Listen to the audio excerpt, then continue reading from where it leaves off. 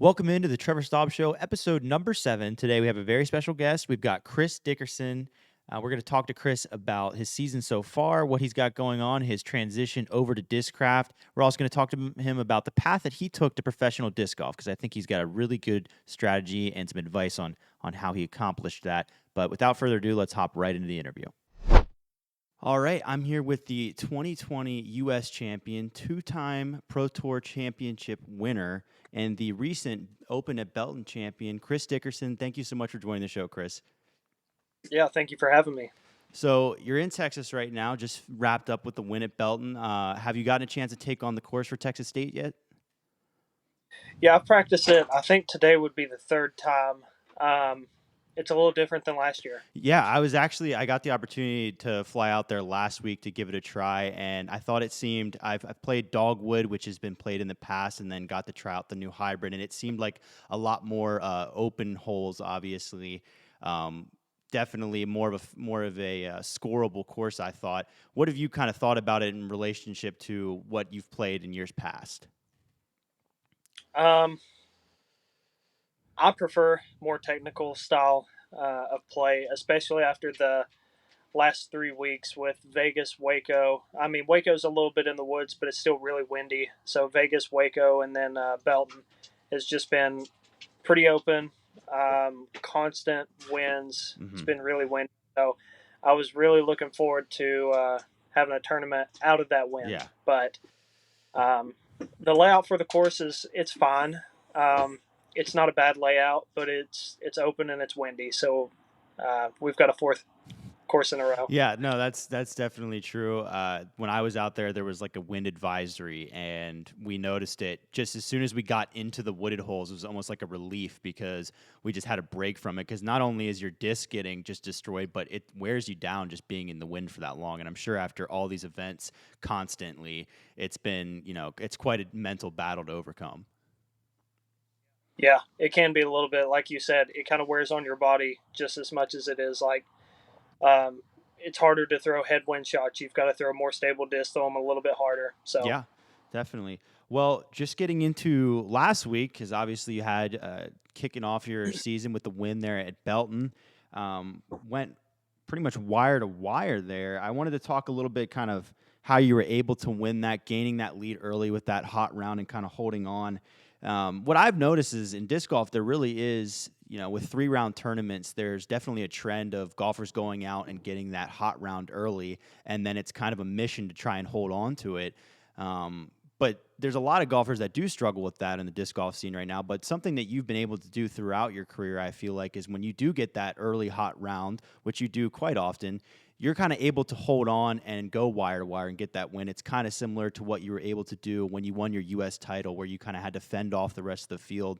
How do you kind of approach that from a mental standpoint? Because getting out to an early lead and knowing that everybody is targeting you is definitely a daunting place to be. How are you able to kind of gather yourself and carry that momentum and keep the task at hand in mind?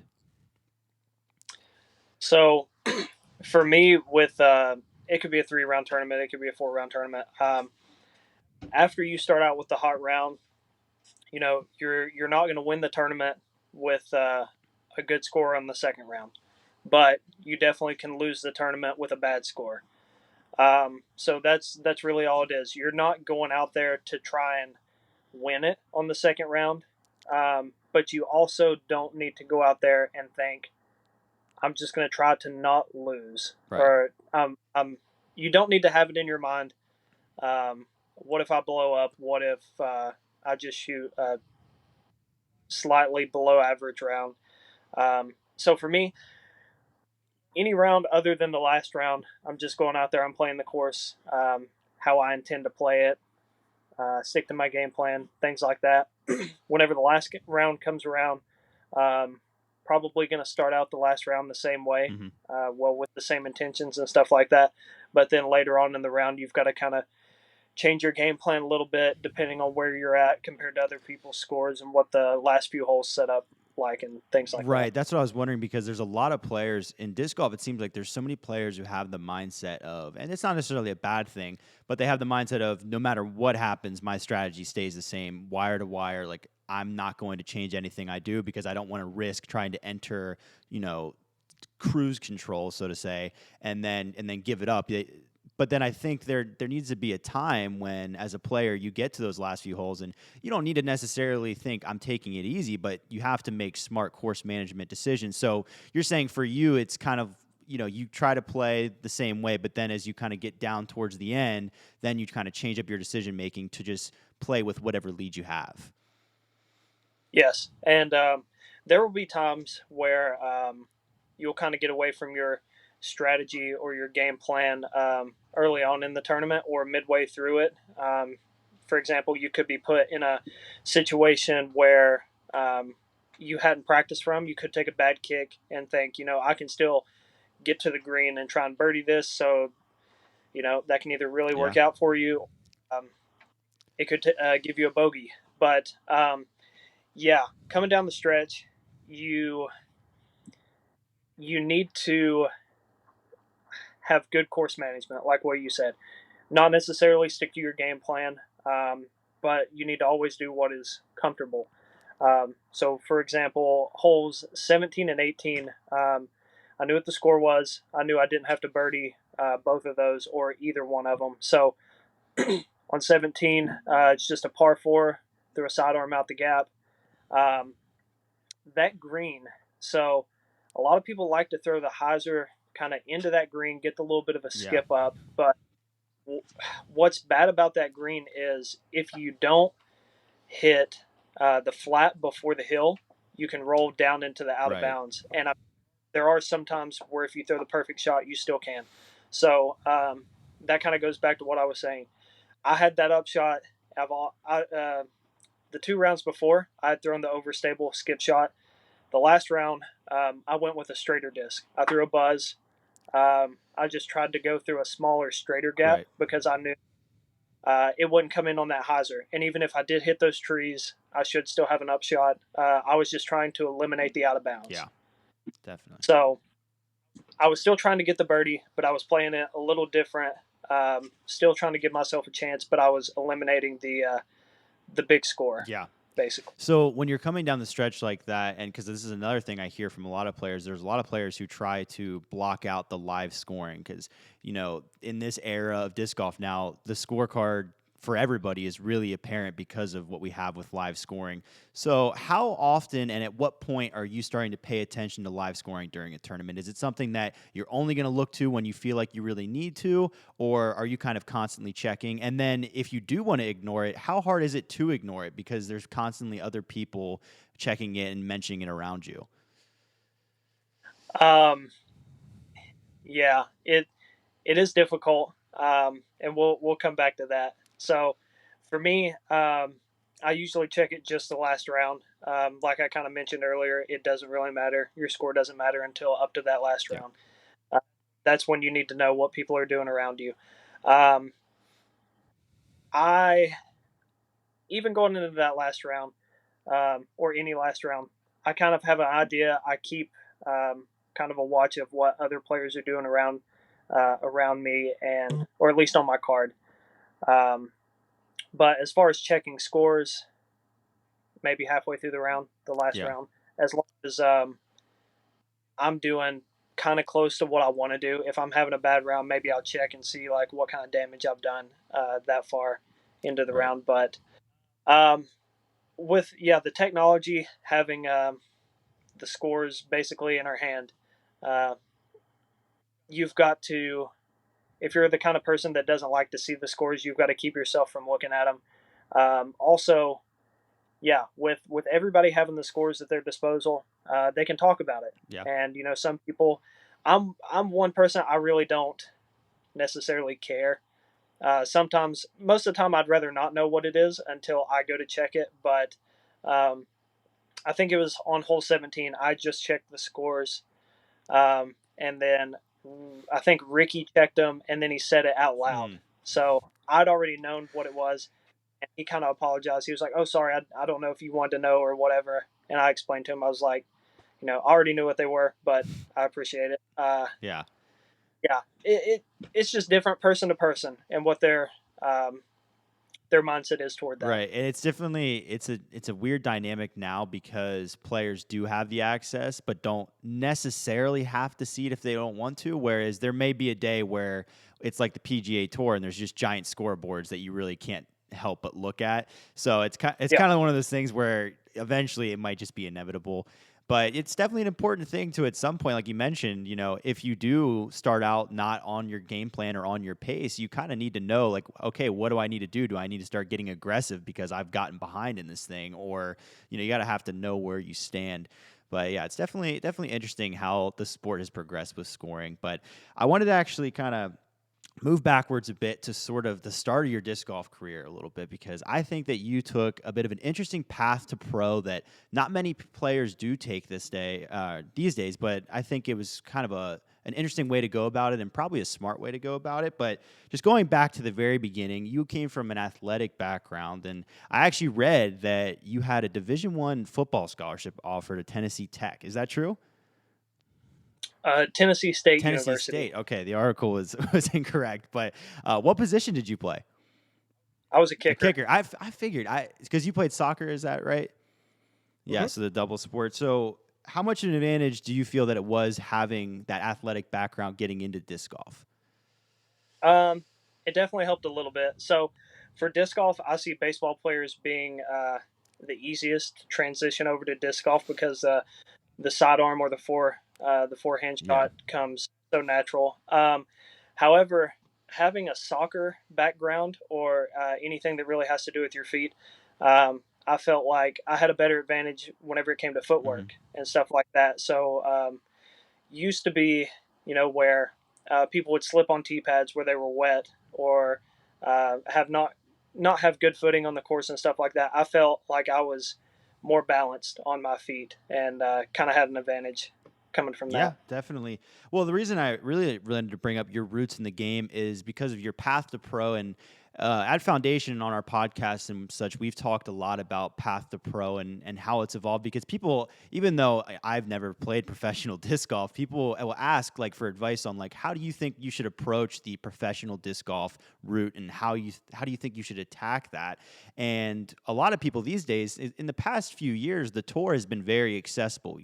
It's starting to get stricter now with the tour card being implemented and ratings caps. But really, as long as you have the resources and the time and were willing to go for it, you could just throw yourself out there. But that Yep. never really seemed like a good idea to me, just because you can get burnt out. And what I always thought was you really should attack your local scene first. And this is what I've told everybody is you need to dominate your local scene before you can do anything. Because if you can't beat the number one tag at your local club, you're going to go out there and Paul Macbeth is going to trample you. So that's kind of what I always said. And you very much had that path. I mean, you started just playing local tournaments around Tennessee, just winning, all Heiser's Eve and stuff like that. So that's kind of how you started. Then you got comfortable with that and then started to slowly mix in some bigger tour events before now kind of being a full touring pro. So I just kind of know your thoughts on that, like the path to pro and like the pros and cons of both ways and kind of how it worked out in your case. So for me, yeah, I started out playing like weekly doubles and just kind of getting my feet wet as far as the disc golf scene. And I started to see myself getting better and better playing the people around me, and eventually got into playing PDJ events. And um, I played advanced for I think a couple of tournaments at the end of the year. Maybe there was one midway through the year, one at the end of the year, and then I told myself I was going to play advanced for a whole year. I was going to travel outside of the area and see, basically what else and who else was outside of the area, and kind of like what you said, compare yourself to um, people you don't normally play Yeah. against.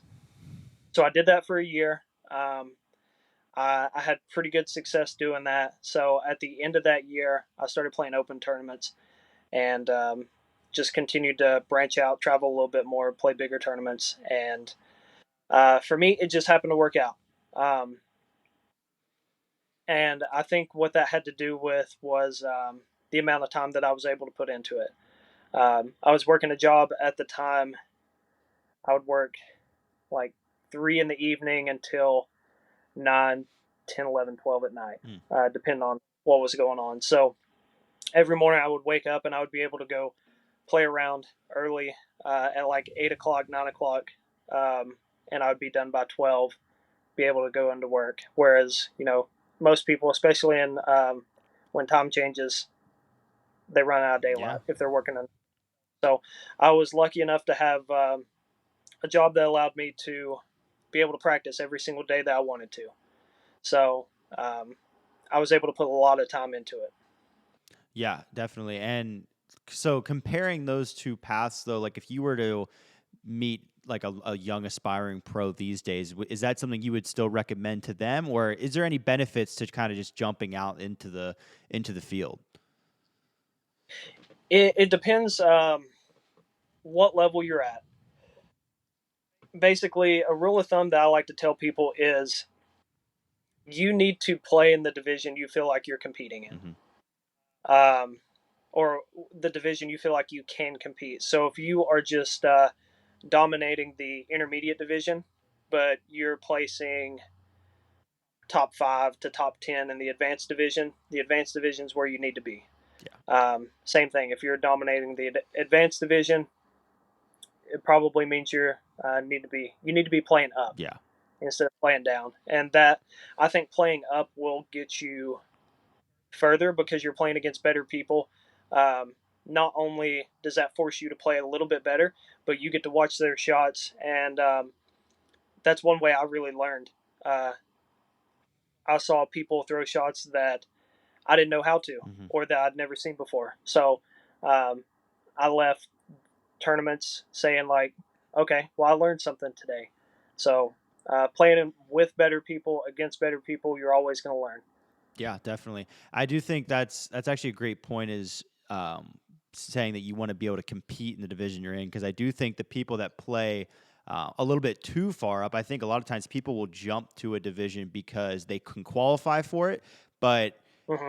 if you're thinking about it, let's say open versus advanced, and yes, I can qualify for open and I'm allowed to play in that division, but in advance, like you need to be playing in a division that you feel like you have a chance to finish in the top 5 and maybe win. Like that is where your skill level really is, because, unless you're just trying to make a living in the sport and you just have to be playing an open, like at the end of the day, you're trying to go out there to win. Like that's the goal of the game. So that's definitely it's definitely a lot. It's very interesting to see what kind of, like, there's a lot of people these days that really try and rush it, when I think that, searching out your local scene, practicing, getting better is just going to be ultimately it's going to take some time, but it's going to lead to a lot less frustration and not getting burnt out as quickly.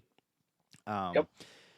but yeah, I also wanted to talk to you just a little bit about your transition this off season. Obviously, you started your career with Prodigy, were with them for a long time, and then just recently made a move to Discraft this off season with a 4-year deal, which was a huge pickup for Discraft. Definitely one that not a ton of people saw coming.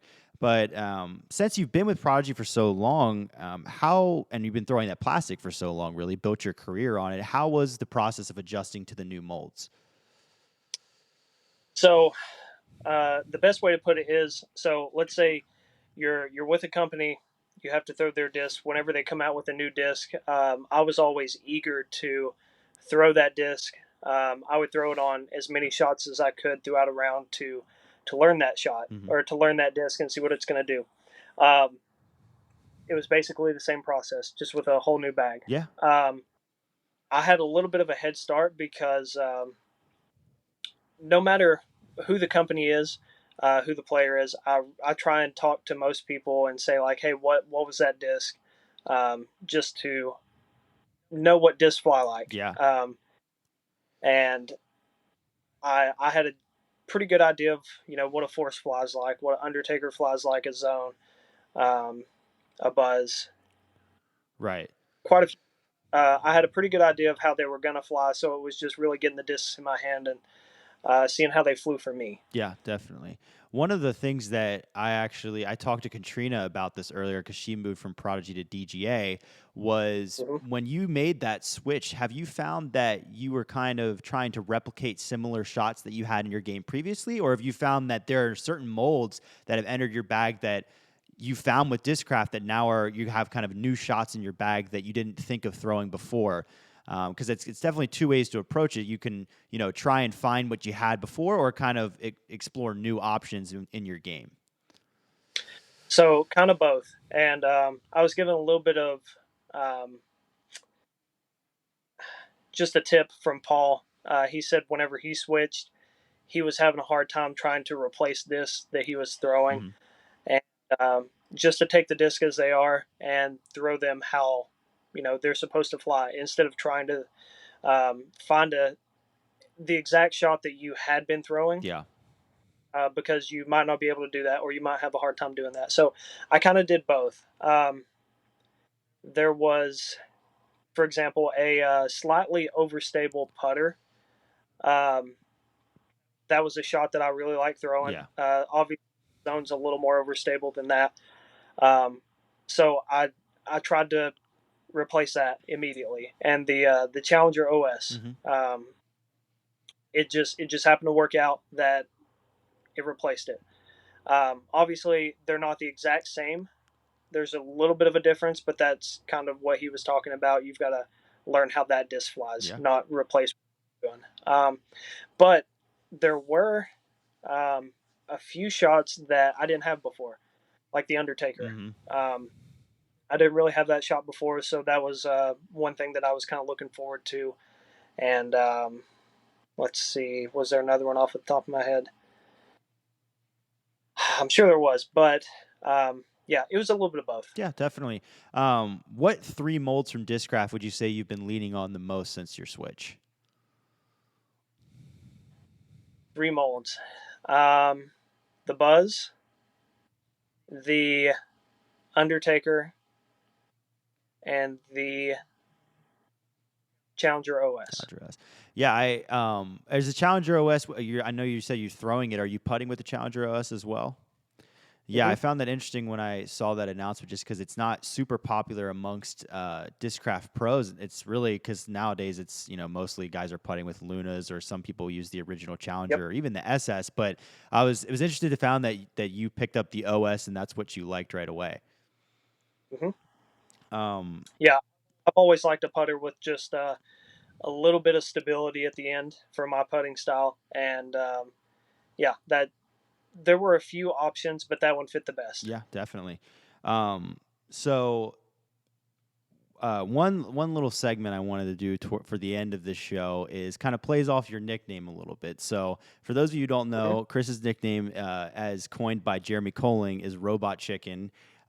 This is due to his robotic way of attacking the course, and then also your love for chicken, and mostly your diet is chicken. Yep. So what I wanted to do here on the show officially is get the Chris Dickerson certified power rankings, top 5 chicken all time. Right here, official. No pressure. All time. Okay. Yeah. So I had someone ask me about this the other day. So I will say the number 1 spot, there's kind of a tie at the moment. Okay. It is there's a restaurant in Nashville called Party Fowl. Okay. Their chicken is very good. I would rate it like a 9 out of 10. There's a restaurant in Chattanooga called Champy's Okay. Chicken, also a 9 out of 10. So yeah, that's tied for first. Third place, I think, would be somewhere around like a Texas Roadhouse. Okay. Okay. And, it's not, for me, it's the chicken itself, but it's also, the sides, whatever it's else the experience comes. too. Yeah. Yeah. Because, Texas Roadhouse, unlimited rolls. Exactly. I love bread. Yeah. No, I'm on board with the Texas Roadhouse for sure. Yeah. And, I'm sure there are great places that I haven't gotten to. I just haven't tried before. But as far as we'll jump into fast food for the last couple of spots. Okay. Raising Cane's is my favorite as far as fast food, and then Chick-fil-A's got to be right up there too. Gotta throw Chick-fil-A in there. Well, okay, you've heard it here. This is the official Chris Dickerson Robot Chicken certified power rankings of chicken. I'd say it's a pretty solid list. I definitely agree. I actually just had Raising Cane's when I was in Texas as well, and pretty big fan. It was definitely solid. um, but yeah, with that being said, Chris, thank you so much for hopping on the show. I know you're super busy practicing, and everybody is gonna be wishing you good luck and hopefully repeating in Texas and getting that win at Texas State's. I appreciate it. Thank you for having Yeah. me. All right, and thanks again to Chris Dickerson for joining the show. It was great hearing from him on all the things he's got going on this season. And now you know his official power rankings for chicken, and I would take that to heart because Chris knows what he's talking about. But make sure you check us out again next Thursday. We're gonna have another great interview, and we'll see you then.